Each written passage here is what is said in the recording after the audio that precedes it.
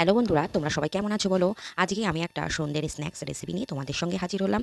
আর এটা খুবই অল্প উপকরণ দিয়ে বাড়িতে থাকা সবই জিনিস দিয়ে তোমরা বানিয়ে ফেলতে পারো। আর এটা সসের সঙ্গে চায়ের আড্ডাতে হেভি কিন্তু জমে যায়। আর এর জন্য আজকে লাগছে হাফ কাপ পরিমাণ বেসন, একটু দিয়ে দিলাম একেবারে কুচি করে রাখা পেঁয়াজ, ক্যাপসিকাম, আর দিয়ে দেবো একে একে টমেটো কুচি আর লঙ্কা কুচি। এই কুচি করা সবজিগুলো একটু বেশ ঘন কুচি করেই দেবে, তাহলে পাউরুটির সাথে এটা খুব ভালোভাবে উঠে আসবে।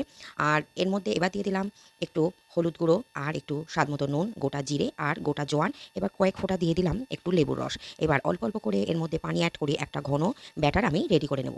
এবার এর মধ্যে দিয়ে দিলাম সেই স্লাইস রুটিটা, আর স্লাইস রুটিটা এর মধ্যে বেশ ভালোভাবে ডিপ করে নেব। এদিকে আমি একটা ফ্রাইং প্যানে দিয়ে দিলাম একটু ঘি।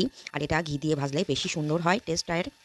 আর তারপরে সেই ব্যাটারে চুবানো স্লাইস রুটিগুলো একে একে এর মধ্যে দিয়ে দিলাম। এবার একেবারে লো ফ্লেমে এপিট ওপিট করে একটু ধীরে ধীরে ভেজে নিতে হবে। আমি আবারও একটু উল্টো পিঠটা ভাজার জন্য একটু করে ঘি দিয়ে দিলাম। এই যে তৈরি হয়ে গেল আমার বেসনের ব্রেড টোস্ট। কেমন লাগলো অবশ্যই কিন্তু কমেন্টে